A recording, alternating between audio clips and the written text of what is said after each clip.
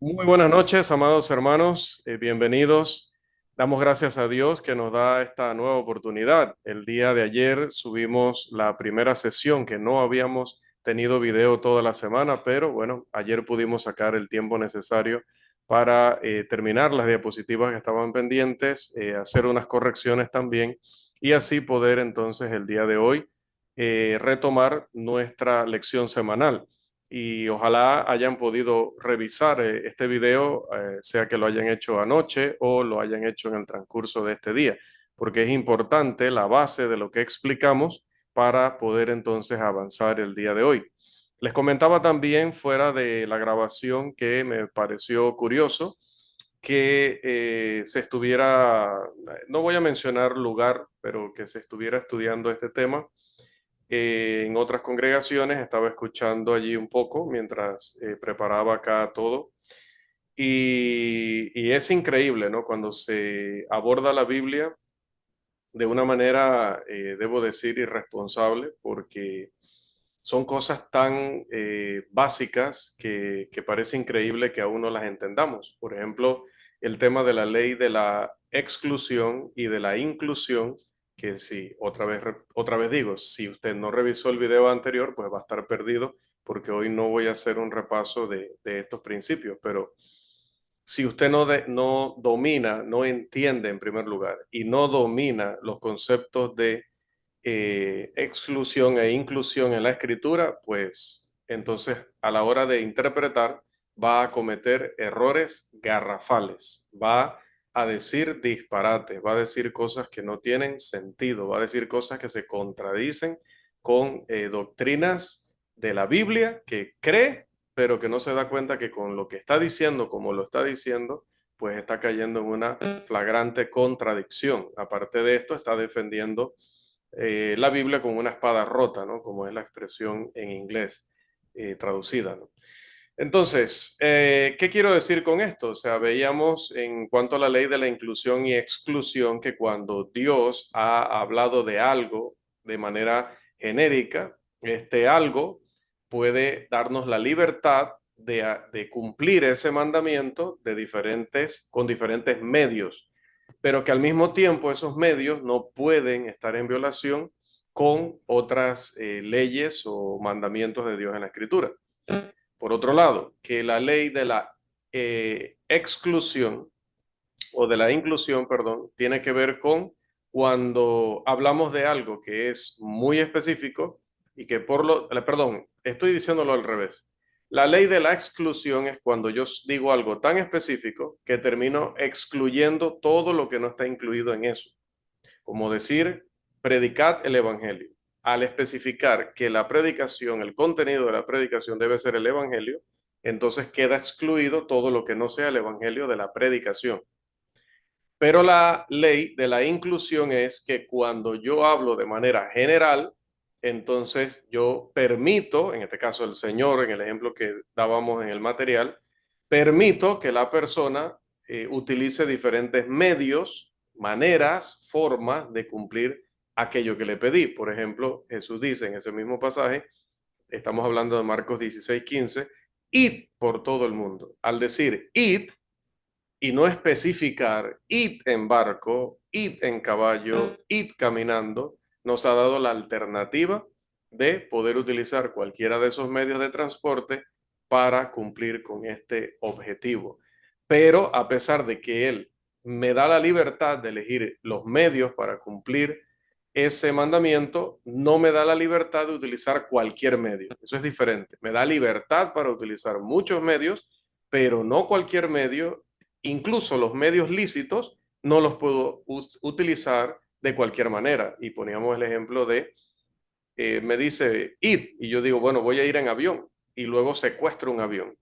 No puedo secuestrar un avión y decir que estoy justificado de secuestrar un avión, porque al decir id no me está diciendo si el avión debe ser secuestrado o no. No, porque el avión secuestrado viola varios mandamientos de la escritura, por lo tanto no puedo utilizar ese medio de esa manera.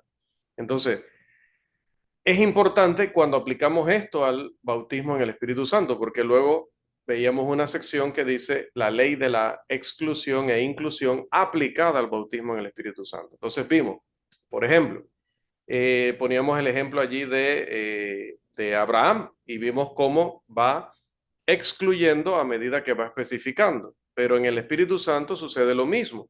Primero va a decir que es para los judíos. Entonces, ¿era para Barrabás también?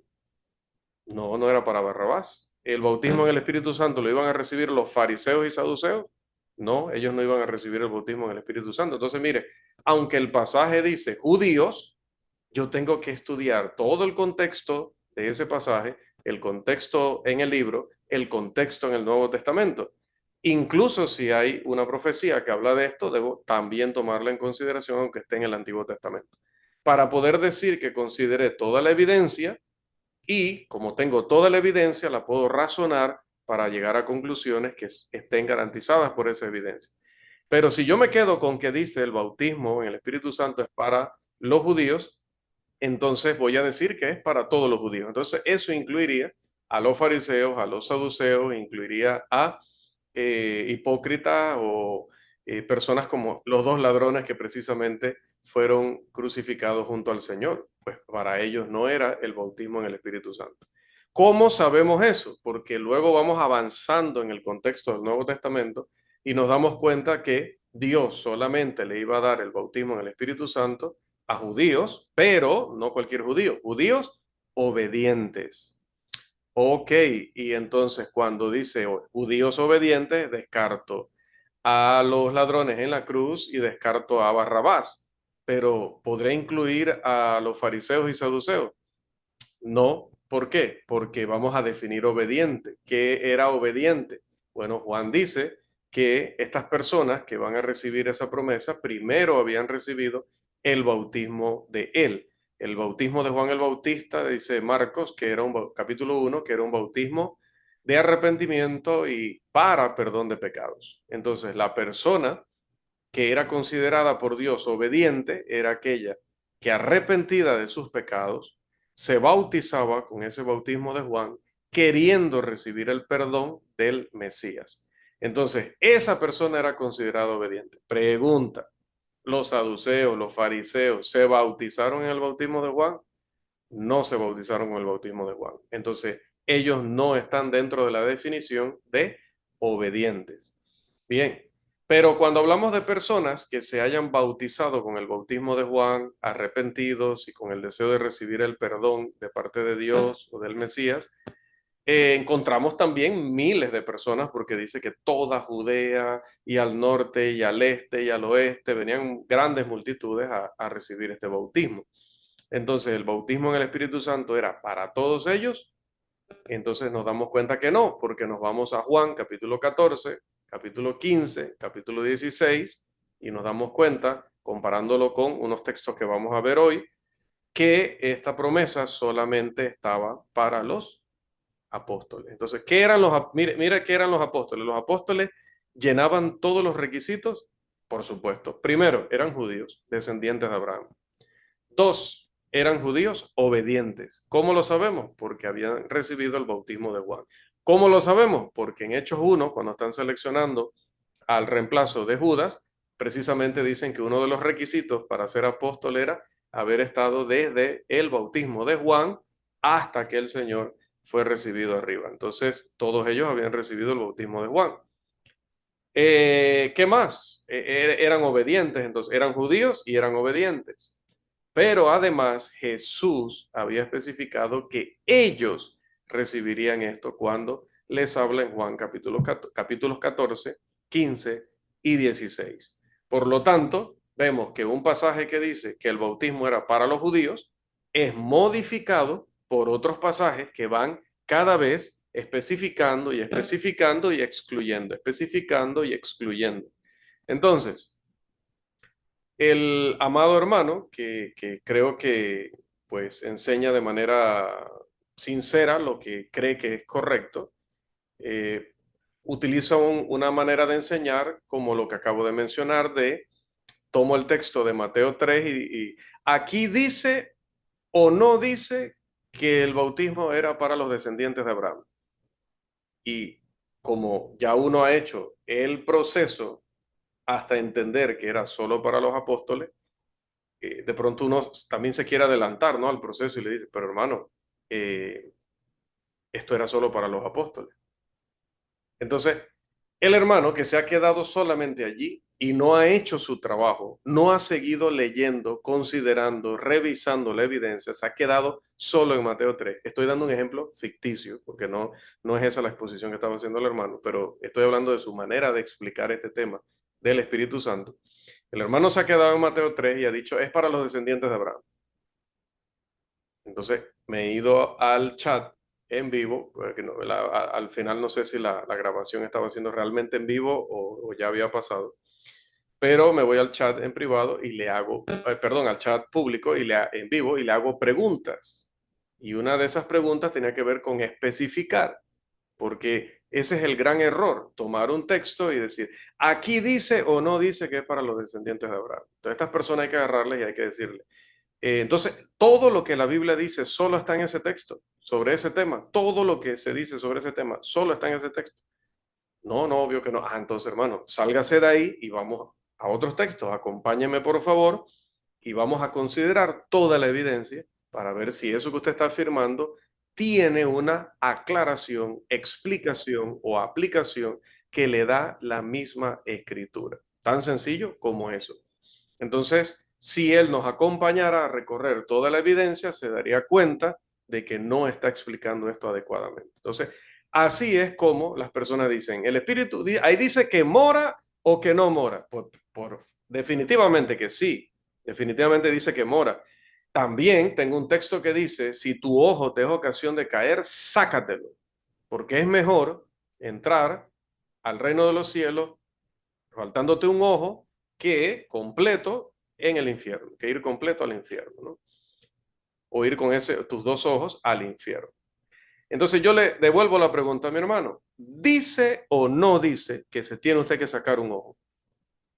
No, pero tienes que entender, no tengo que entender nada. Yo tengo que hacer la misma pregunta que usted le está haciendo a la iglesia. ¿El texto lo dice o no lo dice? Honestamente me tendrá que decir, sí lo dice. Dice que hay que sacárselo. Dice que hay que cortarse la mano. ¿Lo dice o no lo dice? Sí lo dice. Ahora sí viene la segunda pregunta. ¿Eso es lo que significa o eso tiene una interpretación en el contexto? No, eso tiene una interpretación en el contexto. Entonces, ¿por qué razón, motivo y circunstancia, dice la gente, usted me quiere obligar a mí a quedarme mirando Romanos 8 tal, mirando Efesios tal, mirando Tito tal, mirando y obligarme a decir que si el texto dice o no dice que mora? No, es que la discusión no es si mora, la discusión es cómo usted está entendiendo que el Espíritu Santo mora, cómo usted lo está entendiendo. El bautismo en el Espíritu Santo, vimos en el bosquejo, que de hecho es lo primero que les tengo aquí para recordar, es que hay diferentes maneras en las que las personas han entendido este tema porque no han considerado toda la evidencia. Un primer grupo considerará que es algo milagroso, otro grupo dirá, no, no, no, considerando toda la evidencia, entiendo que no es milagroso. Otro grupo dirá, sí entiendo que es milagroso, pero que significa tal cosa, que solo estaba para el primer siglo. Otro grupo dirá que es para todos los tiempos. ¿Por qué hay tantas posiciones? Note todo lo que explica la primera alternativa, que es que sea literal. Y mire todo lo que involucra la segunda alternativa, es aun cuando este otro grupo no coincide con el primero en que sea literal, sino que piensa que es figurativo. Entonces, viendo que puede haber tantas posiciones, debo preguntarme, ¿por qué? ¿Por qué si todos estamos leyendo la misma Biblia? ¿Por qué si todos estamos aprendiendo del mismo Dios? ¿Por qué salimos con cosas diferentes? Salimos con cosas diferentes porque resulta que hay una persona, o sea, X, no me estoy refiriendo a mí en particular, hay una persona X que va a estudiar un tema y dice, a ver, voy a considerar lo que la Biblia dice sobre este tema. Se da cuenta de que en la Biblia hay 29, un ejemplo, ¿verdad? 29 libros que hablan acerca de este tema. Dentro de esos 29 libros hay 73 pasajes que hablan sobre este tema. Entonces, ¿qué hace esa persona? Esa persona va a considerar los 29 libros y esa persona va a considerar los 73 versículos. Esa persona no va a tomar un versículo que le suena como lo que él cree, como lo que él piensa, y se va a afianzar ahí. O va a tomar dos o tres, porque lo escuchaba citando aquí y allá y allá y allá, y el argumento es, ¿lo dice o no lo dice? O sea, no lo decía así, pero su argumento, su implicación, porque sí noté que también tiene la estrategia de no decir él, sino poner a la gente a decir, ¿no? Claro, la gente va a repetir lo que tú le estás haciendo ver. Tú le estás haciendo ver que el texto dice que mora. Bien, listo, mora. Pero ¿cómo? ¿El bautismo en el Espíritu Santo era para los judíos? Sí, pero ¿cuáles judíos? ¿Ve la diferencia? ¿Era para los judíos? Sí. Todos tenemos que decir sí, pero ¿para cuáles? Entonces, cuando decimos cuáles, vamos reduciendo. Cuando decimos, ese bautismo era para los judíos obedientes, sí. ¿Cuándo? Mire, otra vez especificamos. Cuando decimos cuándo, nos referimos a, ¿enseña la Biblia que este bautismo estaría disponible siempre o no? Vimos la semana pasada que no, porque resulta que en el año 61, cuando el apóstol Pablo escribe, Efesios 4:5 dice que solamente hay un bautismo. Entonces, ya el cuándo se responde allí dentro de el texto. Nos está diciendo que solamente era para el tiempo del primer siglo. Ahora, Marcos 16, nos pregunta allí Rafael si Marcos 16 entra, pero Marcos 16 es un texto muy general, porque Marcos 16 está hablando a los apóstoles que eran incrédulos en habían sido, o se habían comportado como incrédulos en ese momento, y Jesús les dice, solamente que si ellos creen, podrán hacer estas y estas y estas otras señales. Pero es un texto general, ¿no? Ahí no específicamente habla del bautismo, pero sí, Rafael, sí, sí está hablando de lo que ellos harían. Digamos que se va aún más específico a lo que ellos harían y está conversando específicamente con los apóstoles. En ese sentido, sí. Pero luego entonces decía, es algo irracional y es algo irresponsable simplemente tomar un texto y querer forzar el texto a que sea literal porque a mí me conviene que sea literal. No, yo tengo que contrastar ese pasaje con todo lo que la Biblia enseña sobre ese tema, para que a medida que voy leyendo y leyendo y estudiando, tengo que estudiar los términos, tengo que estudiar el idioma original. No digo que tengo que hablar griego, no estoy diciendo eso, que esto que quede grabado aquí. No estoy diciendo que la persona tiene que hablar griego, pero sí tiene que consultar el idioma en que el Espíritu Santo reveló la Biblia, porque no la reveló en español. Sí, lamento mucho no digo aquí los estudiantes de esta noche, sé que están claros, no lo digo por los que se conectan a vernos, porque yo creo que ya tenemos tiempo suficiente para saber esto, pero por cualquier persona que se haya conectado luego a través del canal de YouTube y crea que uno puede estudiar la Biblia de esta manera y llegar a conclusiones correctas, pues lo lamento, pues no es así. Yo no puedo tomar la Biblia de manera irresponsable y decir, como este texto dice eso, significa lo que yo creo que significa y a partir de ahí voy a construir un caso o voy a construir una defensa. Entonces iba a decir también, se me había ido un momentito, la Biblia no fue revelada en español. La Biblia no fue escrita en español. La Biblia le llegó a usted en español, pero la Biblia no fue escrita en español. La Biblia no fue escrita ni en Panamá, ni en Costa Rica, ni en Honduras, ni en Nicaragua. Lo lamento, si usted lo está descubriendo hoy, pues lo lamento, no fue escrita en ninguno de esos países. No fue escrita en este idioma que usted y yo hablamos. La Biblia fue escrita hace más de 2000 años en Palestina, pues sobre todo el Nuevo Testamento, que es donde está el tema que estamos desarrollando específicamente, ¿sí? Y fue escrita en hebreo en el Antiguo Testamento y en griego en el Nuevo Testamento. Entonces, yo no puedo afirmar una cosa categóricamente de un versículo bíblico si yo no he confirmado que el traductor, que no tampoco está inspirado por el Espíritu Santo, como no lo estoy yo en este momento, no estoy milagrosamente dirigido para poder dar esta clase, si el traductor hizo o no hizo su trabajo. Porque si el traductor fue irresponsable, como mi amado hermano, y simplemente le dio un sentido a la palabra sin ver el contexto, sin ver el uso que el autor le daba a esa palabra en el libro, sin ver la intención que muestra el mismo autor dentro del contexto. Entonces, pues le va a poner un significado que él quiera sin importar si encaja o no. Y si yo no verifico eso, yo voy a caer en el mismo error. Él va a actuar en ese caso específico como un ciego y yo como otro ciego que junto con él me voy al hoyo. Y eso no lo puedo hacer.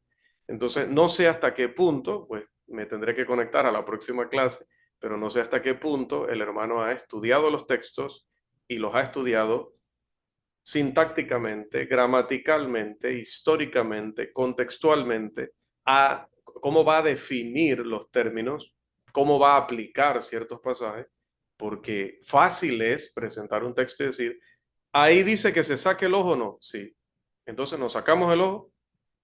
No, eso significa, no, no me diga significa, usted dice que si el texto dice, yo me tengo que quedar con eso. Ahí dice que me saque el ojo, ¿sí o no? Sí, bueno. Dice, si me voy a Apocalipsis, dirá muchas cosas acerca del cielo, de la Nueva Jerusalén, de eso es así. No, no, pasa que es un libro simbólico. No, no, no, no me vaya allá. Usted me está diciendo que si el libro lo dice, pues hay que tomarlo así. Porque donde usted se me vaya a, no, es que esto es poesía. No, es que esto es simbología judía. No, es que esto tiene un sentido dentro del contexto. Entonces usted se está desautorizando en la manera en la que usted está interpretando la Biblia respecto al tema de la obra del Espíritu Santo. Específicamente, hablaba él hoy pues de el tema de la morada y el tema de recibir el Espíritu, que dicho sea de paso, aquí veremos en lecciones subsecuentes que no tienen nada que ver. El bautismo en el Espíritu Santo, recibir el Espíritu Santo, la morada del Espíritu Santo, el don del Espíritu Santo, ninguno es la misma cosa. Ninguno. Todos están hablando de acciones y situaciones diferentes, todas viniendo del Espíritu Santo, obviamente, pero todas son diferentes. El don del Espíritu Santo no es lo mismo que la morada del Espíritu Santo. El bautismo en el Espíritu Santo no es lo mismo que recibir el Espíritu Santo. Los samaritanos recibieron el Espíritu Santo en Hechos 8, pero no fueron bautizados en el Espíritu Santo. En Hechos 19, que lo vimos la semana pasada, aquellos a quienes Pablo les predicó y los bautizó y les impuso las manos, esas personas recibieron el Espíritu Santo, pero no fue bautismo en el Espíritu Santo. Entonces, ve por qué no podemos cruzar la Biblia como quien cruza por un potrero, por un lugar, un lote baldío, ¿no? Un yermo, etcétera. Bien, una vez dada esta introducción, que es importante porque, hermanos, aquí estamos haciendo una labor de, como dije desde el principio, de considerar las diferentes posiciones, considerar las diferentes explicaciones para ver si éstas realmente están fundamentadas en la Escritura. Entonces, cuando se da una oportunidad como esta, que lamentablemente no escuché toda la exposición, pero es que pues también no hay mucho que escuchar porque veo ya la metodología de argumentación. La otra semana es que él se comprometió a especificar cómo, entonces ese cómo sí es interesante escucharlo, ¿no? Quiero escuchar ese pasaje que dice, y él se meterá personalmente en el cuerpo del cristiano y habitará allí literalmente. O sea, no sé cómo él va a usar los textos para llegar a esa conclusión.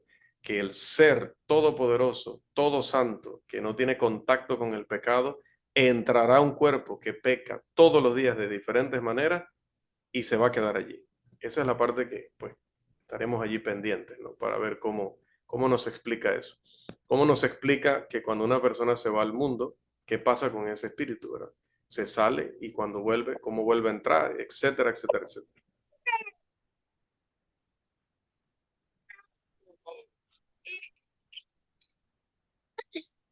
¿Alguien iba a opinar? No, se le abrió el micrófono. Bien. Listo, entonces vamos a retomar. Vamos a retomar. Eh, bien, nos queda creo que suficiente tiempo para cubrir lo de hoy. Vamos a un comentario sobre Hechos, capítulo 1, versículos 4 y 5, y el versículo 8 también, y Lucas, capítulo 24, los versículos 48 y 49. A ver si nos da el suficiente tiempo. Bien, vamos como siempre a ir al texto palabra por palabra porque de esta manera lo podremos entender mucho mejor. Vamos a ponerlo aquí. Recuerden que lo dividimos en frases para irlo analizando. Lo primero que hay que establecer es que el bautismo en el Espíritu Santo tiene al menos un efecto. Las personas que iban a recibir el bautismo en el Espíritu Santo iban a estar investidos de poder o dotados con poder. Jesús revela esto en estos pasajes, Hechos 1, 4 al 8 y Lucas 24, 48 al 49. Y este es un comentario divino sobre al menos un aspecto del bautismo en el Espíritu Santo. El bautismo en el Espíritu Santo implica ser revestido de poder. La palabra revestido o investido viene del griego eduo, que significa envolver, ocultar. Estar revestido o estar dotado con el poder es un aspecto de ser bautizado en el Espíritu Santo. Muy importante. El que era bautizado en el Espíritu Santo era dotado, investido con poder del Espíritu. Vamos a ver o considerar un silogismo. Tenemos un silogismo por aquí. A ver, perdón, acá atrás me había adelantado una diapositiva. Vamos a ver aquí un silogismo. Primera premisa. Dice, mire cómo razonan, ¿no? Si los apóstoles fueron bautizados en el Espíritu Santo, entonces los apóstoles fueron investidos con poder de lo alto. Segunda premisa. Los apóstoles fueron bautizados en el Espíritu Santo, admitido por todos los que creemos en la Biblia. Conclusión, los apóstoles fueron investidos con poder de lo alto. Allí estamos todos de acuerdo, ¿no? Si alguien nos plantea esto, si los apóstoles fueron bautizados, fueron investidos. Sí, los apóstoles fueron bautizados. Entonces los apóstoles fueron investidos. Eso es innegable. El argumento está construido de manera válida, siendo que si la premisa primera es verdadera y la segunda es verdadera, la conclusión es verdadera. Y lo es. Hay dos condiciones inherentes en este pasaje. Primero, está el dotar poder o el investir poder. Y en segundo lugar está el hecho de que ese poder del que se les va a investir tiene una fuente. Ese poder viene, dice, de lo alto, es decir, directamente del cielo. La segunda cuestión a establecer es que la promesa del Padre, esa frase que se encuentra allí en Lucas, es lo mismo que el bautismo en el Espíritu Santo. Mire que acá sí tenemos dos expresiones que tienen mucho que ver. Los siguientes comentarios, de Hechos 1, 4 al 5 y el 8 y Lucas 24, 47 al 49, nos va a ayudar a aclarar esto aún mejor. Vamos allá, que era donde estaba hace un momento. Vamos a ver, el palabra a palabra, lo que el tiempo nos permita. Dice, y estando juntos, una expresión que en griego significa reunir a las masas, congregarse o realizar una asamblea.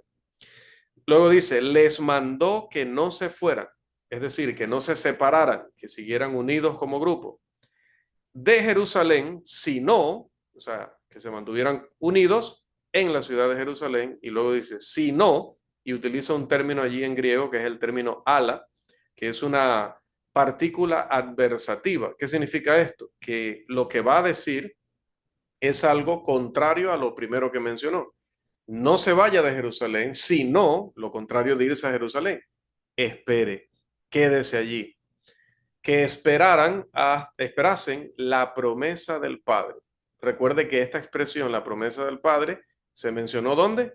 En Lucas 24, 47 y 48 y se menciona aquí en Hechos 1, 4 al 5. Son los únicos dos lugares donde se utiliza esta expresión, la promesa del Padre. Ese es otro dato muy importante. Recuerde, ser bautizado en el Espíritu Santo es estar investido con poder de lo alto. Uno. Dos, ser o recibir el bautismo en el Espíritu Santo era recibir la promesa del Padre. Muy importante. Bien. Luego dice, la cual les dijo, oísteis de mí. Ya que Jesús revela que la promesa del Padre, los apóstoles ya la habían oído o habían aprendido de ella, es evidente que Él les enseñó anteriormente sobre el tema. Cuando vamos a las enseñanzas de Jesús, no encontramos esto en las parábolas, lo encontramos específicamente en el cuarto evangelio, que es el Evangelio según Juan, en los capítulos ya mencionados, 14, 15 y 16. Entonces, ¿a qué se refiere? La promesa del Padre es la misma que la promesa de la que se habla en Juan 14, 15 y 16, que es la promesa de que vendría un consolador. Una palabra que también hay que definir, porque resulta que también nuestro hermano esta noche hablaba de ese término consolador, pero nuestro hermano no fue responsable para definir en el original qué significa la palabra. Como no la definió en el original, no le preocupó, no le interesó o se le olvidó, pues nuestro hermano llegó a la conclusión de que esos pasajes, apoyado por otro hermano en la audiencia, se refieren a que nosotros recibimos al Espíritu Santo como consolador. El problema es que están leyendo en español y están creyendo que la Biblia fue escrita en su país o acá en mi país, o que fue escrita en nuestro idioma, pero la Biblia no fue escrita en nuestros países ni en nuestro idioma, fue escrita en griego en este pasaje. Entonces tiene que ir y ver qué significa paracletos y ver que no tiene nada que ver con este término consolador y mucho menos dentro del contexto, algo que ya hemos explicado en este curso. Bien, porque utiliza el término griego oti, que es la razón por la que se dice o por la que se hace algo. Por lo tanto, la siguiente declaración que va a hacer Jesús es una explicación de lo que él mencionó. ¿Qué mencionó? La promesa del Padre. Dice, Juan ciertamente bautizó con la ausencia de una preposición delante de agua, no dice bautizó con el agua, es probablemente para darle ahora énfasis a la segunda parte donde va a mencionar el bautismo en el Espíritu Santo. El agua del bautismo así se distingue o se diferencia de el bautismo en el Espíritu Santo. Así que nadie hoy puede decir el bautismo en el Espíritu Santo es el bautismo en agua. No, porque cuando aquí el autor utiliza oti, está indicando que está hablando de dos cosas diferentes, está contrastando, ¿verdad? Bien, esto se va a ver aún más en la siguiente frase. Dice, Juan ciertamente bautizó con agua, más, no más de sumar, sino más de pero o más de sin embargo. En griego es el término de. Ese término de se utiliza a modo de oposición o distinción y se agrega a la declaración opuesta a una expresión anterior. Entonces allí, otra vez, está indicando que nada tiene que ver el bautismo en agua para perdón de pecados que el bautismo en el Espíritu Santo. Luego dice, seréis bautizados con. Ese con que aparece allí, su significado raíz es relativo a si se está utilizando en modo locativo, en griego, o se está utilizando en modo instrumental. Si se está utilizando en modo locativo, dice la gramática, que se está hablando de lugar o tiempo. Si se está hablando en sentido instrumental, entonces se está hablando de por medio de un agente, de un medio. Entonces, aquí es una de dos, o se está utilizando de manera locativa o de manera instrumental, pero no afecta al sentido de la expresión, sea que nos está diciendo que va a tomar a los apóstoles y los va a sumergir en el Espíritu Santo, que luego veremos qué significa ser sumergido en el Espíritu Santo, o está diciendo que va a ser bautizado con el Espíritu Santo como instrumento. Entonces, allí es como, no es lo mismo derramar agua sobre ti hasta sepultarte que tomarte a ti e introducirte en el agua, pero de una manera o de otra, igual estás siendo sumergido, cubierto o bautizado. Luego sigue diciendo, seréis bautizados con el Espíritu Santo, en contraste con el bautismo de Juan, que era bautismo en agua. Ustedes serán bautizados, dice, en el Espíritu Santo. Dentro de no muchos días, claro, y va a acontecer un capítulo después, hablando de el lenguaje del libro, ¿no? Un capítulo después, en Hechos 2, vendría este bautismo. Luego dice, yéndonos al versículo 8, va a decir, pero recibiréis poder. Esta palabra poder en griego generalmente se refiere a los milagros, como en Hechos capítulo 2, versículo 2, y es la misma palabra que utilizó Jesús también en Lucas 24, 49. Luego dice, cuando haya venido sobre vosotros el Espíritu Santo. Los traductores, por ejemplo, en este caso, como mencionaba, que hay que tomar en cuenta el trabajo que ellos hicieron, si lo hicieron bien, si no lo hicieron mal, interpretaron esta expresión, que es un participio aoristo, como una acción coincidente con el recibimiento del poder. Es decir, que la venida del Espíritu Santo sobre los apóstoles es lo mismo que recibir poder de lo alto. El poder para ser testigos es el resultado del don milagroso de haber sido elegido como apóstol para tener estos poderes particulares que tenían ellos. Como luego aprendemos con Pablo allá en Corintios cuando dice las señales de apóstol, indicando que aunque todos los cristianos que habían recibido el don del Espíritu Santo podían hacer milagros, no todos podían hacer los milagros que hacían los apóstoles, o no todos podían hacer todo lo que hacían los apóstoles. Por ejemplo, escribir el Nuevo Testamento. Eso no lo podían hacer todos, solo los apóstoles y profetas que Dios eligió para ello. Luego dice, y me seréis testigos. Aquí es importante, hermanos, que entendamos el por qué se cambió esa letra de aquel canto que dice, yo quiero, ¿cómo dice? A ver, ¿cómo es este canto que dice, quiero serle un ayudante fiel, ¿no? O yo quiero andar con Cristo, ya lo recordé. O yo quiero andar con Cristo. Entonces el coro dice, o yo quiero andar con Cristo, o yo quiero vivir con Cristo, o yo quiero morir con Cristo. Y antes decía, o el original dice, yo quiero, o yo quiero serle un testigo fiel. Pero note que cuando Jesús utiliza la palabra testigo, está dando a entender que ni usted ni yo podemos ser testigos, porque estos testigos eran testigos que estaban siendo testigos presenciales de eventos muy específicos. ¿Cuáles eran esos eventos? La muerte, sepultura y resurrección del Señor. ¿Sí? Estos son testigos a quienes se les apareció el Señor después de la resurrección. Estos son testigos que fueron instruidos por el Señor, como dice el capítulo 1 de Hechos. Entonces usted y yo no podemos hacer ese tipo de testigos. Cuando se elige a Matías, se habla de qué tipo de testigo. Se sigue recalcando que tiene que haber sido testigo de todo el ministerio terrenal de Jesús. Usted y yo no podemos ser testigos. No fuimos testigos de la resurrección, no lo vimos resucitado y no somos testigos de todo su ministerio terrenal, presencialmente hablando. Por lo tanto, era incorrecto antes decir en ese himno, yo quiero ser un testigo fiel. No puede ser. Los únicos testigos fieles elegidos por Dios son los apóstoles. Y serían testigos en Jerusalén, en toda Judea, en Samaria y hasta lo último de la tierra. Algunos cristianos, como los 500, aquellos que dice Pablo en Corintios, vieron a Jesús resucitado, ¿no? Pero no lo acompañaron desde el principio del ministerio. Hago esa aclaración también de por qué digo que solamente los apóstoles podían ser testigos. Usted me puede decir, pero hermano, Pablo dice que se le apareció a muchos otros, incluyendo a sus hermanos en la carne.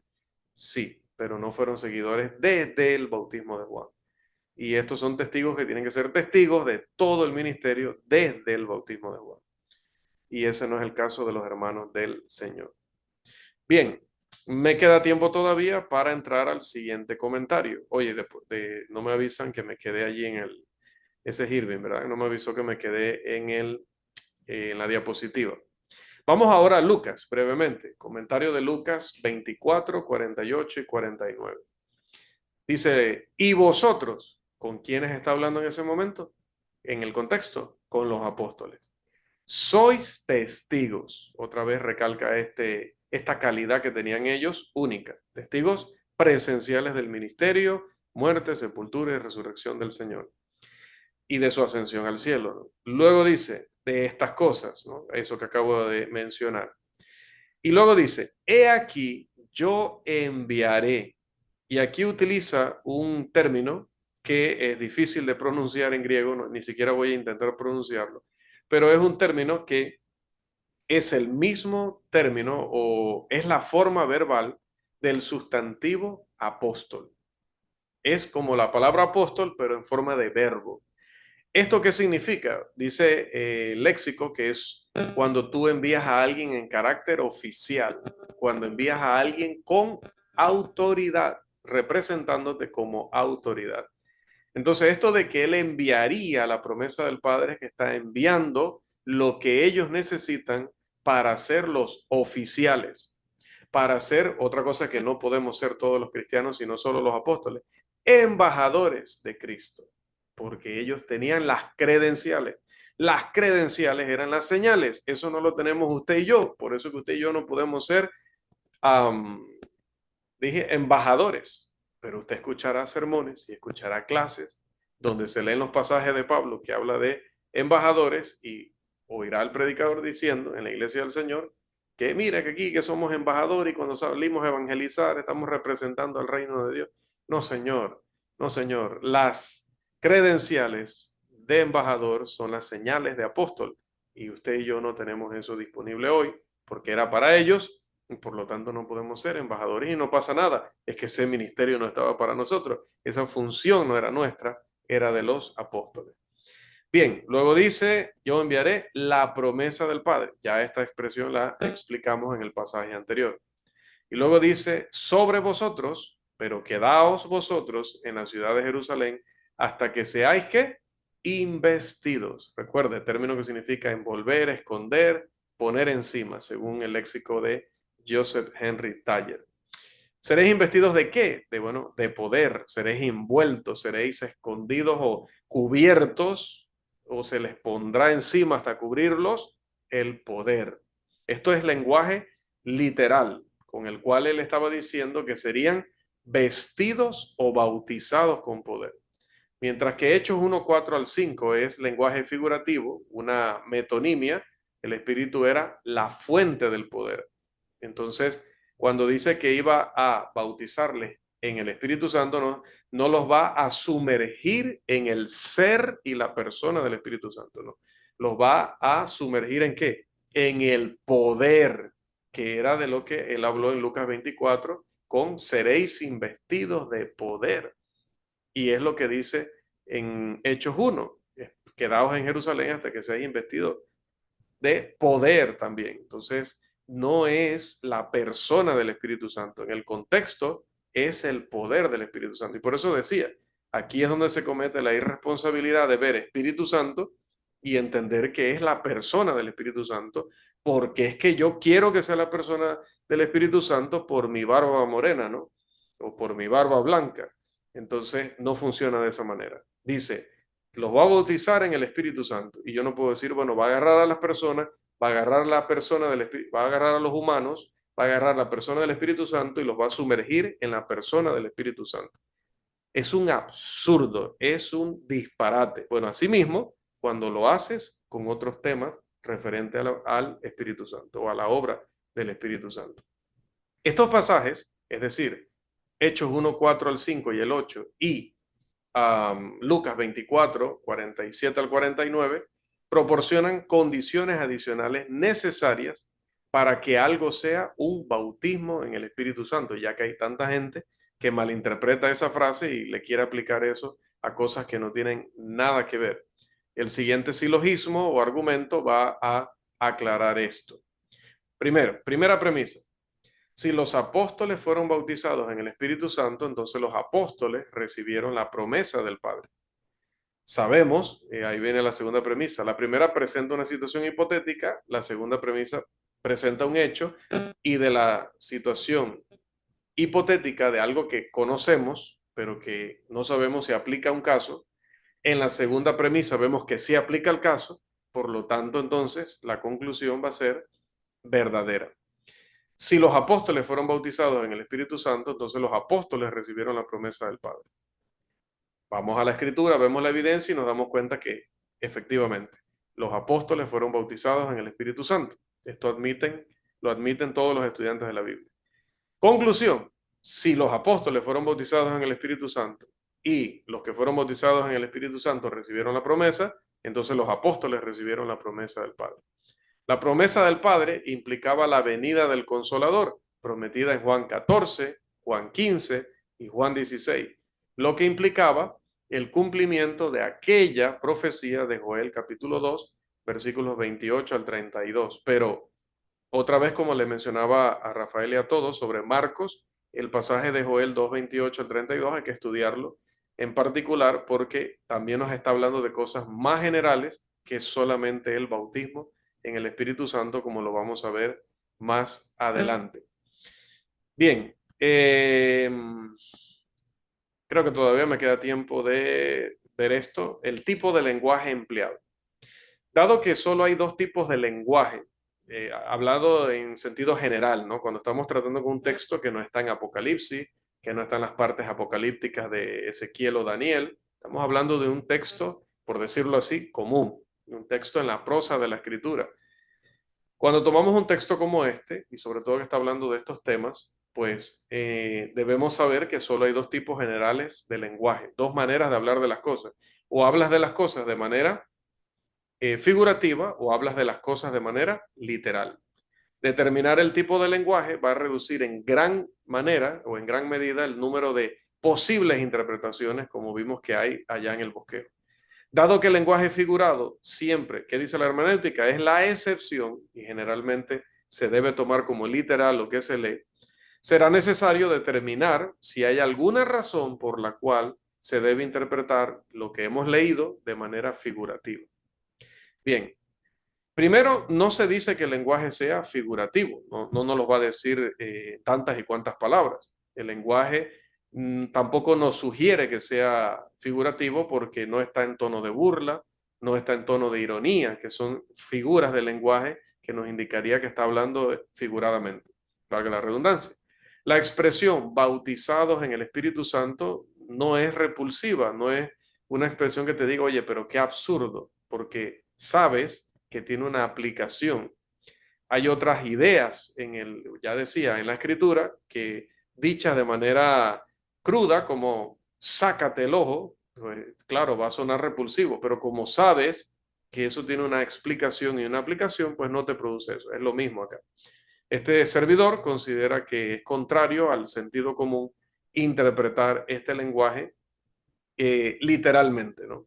Porque es imposible hacerlo. ¿Por qué? Bueno, la primera razón para interpretar el lenguaje como figurado o figurativo y no como literal es que la expresión fuera contradictoria respecto a la doctrina de la presencia del Espíritu Santo, omnipresencia de Dios y específicamente del Espíritu Santo, pero no la contradice. De esa manera, pues no tengo por qué interpretarlo de manera literal. Lo puedo interpretar de manera figurativa para que no entre en contradicción con esta doctrina. La segunda razón para interpretar el lenguaje como figurativo es que representa o que represente una contradicción. Su interpretación literal representa una contradicción con otros pasajes que sí son probadamente literales. No sé si existe probadamente, pero aquí existe, ¿no? Ya que ningún hombre, por ejemplo, ha visto a Dios, eso lo dice Juan 1:18 y también Primera de Juan 4:12, es evidente que cuando leemos allá en Hechos que se derramaría el Espíritu, Hechos 2:17, y vamos al 2:33 y dice, y Él ha derramado esto que vosotros veis y oís. Ha derramado esto, ya de ahí está utilizando un neutro, no está hablando del Espíritu Santo. Mire que el texto dice, derramaré de mi espíritu, pero se entiende que no es el espíritu el que será derramado, porque acá dice esto, diría él, pero dice esto. Y dice que lo que había derramado era algo que ellos podían ver y podían oír. Entonces, ya decía, Juan 1:18 dice que nadie jamás ha visto a Dios. Primera de Juan 4:12 lo recalca, nadie ha visto a Dios. Entonces es evidente que las personas en Hechos 2 no vieron al Espíritu Santo, que es Dios. Por lo tanto, lo que ellos vieron no fue la persona del Espíritu. Esto debe ser una metonimia donde la causa, el Espíritu Santo, es mencionado por el efecto, es decir, el poder milagroso. La tercera razón para interpretar el lenguaje como figurativo es que es absurdo derramar a una persona literalmente. Usted no puede derramar a Rafael en ningún lugar. Ya Josué lo hubiera derramado en el primer viaje que él hizo, ¿verdad? Por la ventana del bus, pero no puede derramar a Rafael. Rafael es una persona, por lo tanto no se puede derramar a Rafael. Tampoco se puede derramar al Espíritu de Dios o la persona divina del Espíritu Santo. La cuarta razón y última es que interpretar el lenguaje como figurativo, pues hace que encaje y se pueda explicar adecuadamente los textos que ya vimos de Hechos 1, 4 al 5 y el versículo 8. Todos estos pasajes paralelos sirven como un comentario del mismo Dios, un comentario inspirado acerca del significado de esta expresión. Pero la próxima semana trataremos ya el lenguaje de la profecía de Joel y otros aspectos todavía del bautismo en el Espíritu Santo que son necesarios entender para que dominemos adecuadamente esta doctrina. Así que, amados, si usted no ha revisado el primer video, y también me refiero a los que luego se conecten por medio del canal de YouTube o vean el video de allí, por favor busque el video anterior a este, véalo para que entonces tenga la base para este. Y la siguiente semana, teniendo estas dos bases, podemos concluir nuestra lección de una manera efectiva. Así que, amados, pues hasta aquí nuestra segunda sesión de la lección número 8. Y la próxima semana, si Dios nos da vida, oportunidad y salud, pues aquí estaremos. A ver, el siguiente martes, no déjenme hacer un alto, el siguiente martes, y va a hablarles sobre eso. A ver, hoy es 23 de mayo. Sí, correcto, es 30 de mayo. Sí, sí, sí, sí, sí. Ok, es que haré un viaje pronto, pero no tiene nada que ver. 30 de mayo, sí. Que si Dios nos da vida, salud y oportunidad, nos vemos el próximo martes. Que el Señor les bendiga.